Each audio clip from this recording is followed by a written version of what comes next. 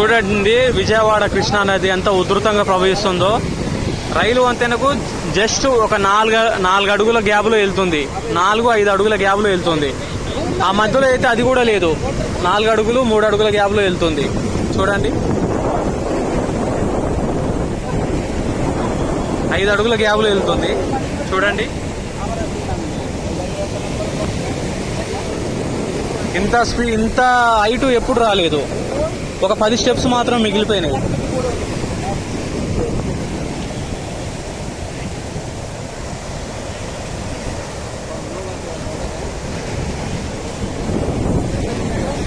సందర్శకులు కూడా చాలా మంది వచ్చారు.